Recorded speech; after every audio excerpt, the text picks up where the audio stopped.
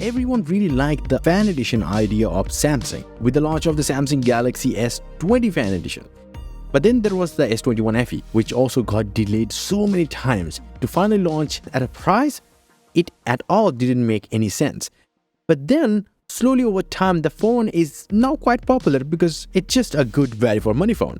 So what about the S22 FE? Well, there is not. And one, there is going to be S23 FE because the design will kind of be based on the S23 series. The camera layout design I'm talking about, because at the front, you're not going to get so many changes.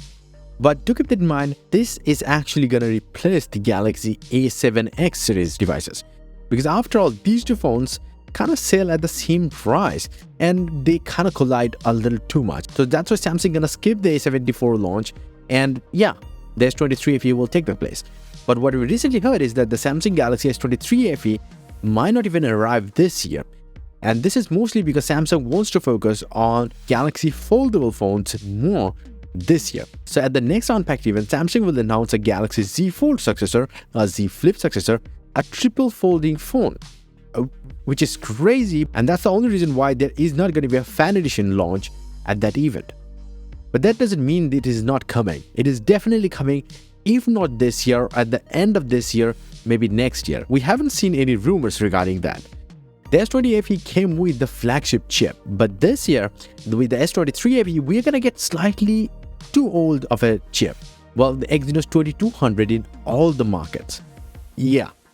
Now, the Exynos 2200 isn't anything bad, but this is particularly nothing great either. I mean, in the market, it never really outperformed the competing chipset from Qualcomm. No. So, at that cheap price tag, yeah, the Exynos 2200 makes sense quite a bit. Now, this is a 4nm chip, so it's quite a bit power efficient, but it's not that power efficient because it's just an Exynos chip. But here's the thing. The current fan edition model is also powered by the Exynos 2100 in certain markets. I think people are not complaining as much anymore because of the price. Now, as for the cameras and specs, well, Sam Mobile says we could see a 50 megapixel image sensor at the back of the S23 FE as the main sensor. And that will be a big upgrade from the 12 megapixel we can see on the S21 FE or even the S20 FE. The S23 FE will also come with two other cameras, ultra wide angle and a 10x telephoto zoom camera. Those might even stay the same as the S21 FE. Now, as for the storage, we might see 128GB and 256GB of storage according to Sam Mobile, and the phone might even come with a 6 or 8GB of RAM depending on the storage or region. But other than that, we're not hearing anything crazy about the device.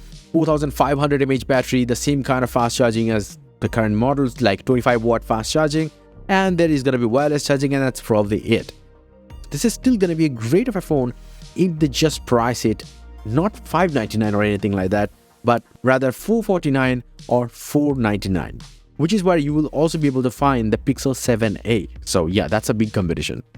Now, that's not the only device from Samsung that is getting a minor update. The Tab S9 Plus is also getting a same kind of update, a very minor one. We actually have reliable factory CAD renders of the Tab S9 Plus from OnLeaks. It is almost identical to the Tab S8 Plus or even S7 Plus for that matter. The only difference is that there is the S23 Ultra-like two separate camera module cutouts. That's it. And there is going to be a single selfie camera, metal build quality, same dimension as the S8 Plus hopefully, and the only other upgrade that you can expect and is coming is the Snapdragon 8 Gen 2 for Galaxy chipset that we've already heard is coming inside the Tab S9 Ultra, the biggest one, which is a great chipset of its own, by the way.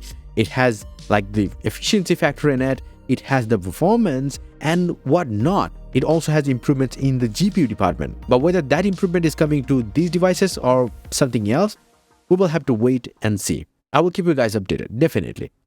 And yes, if you want, you can get some crazy cool wallpapers up on my website. A link down below.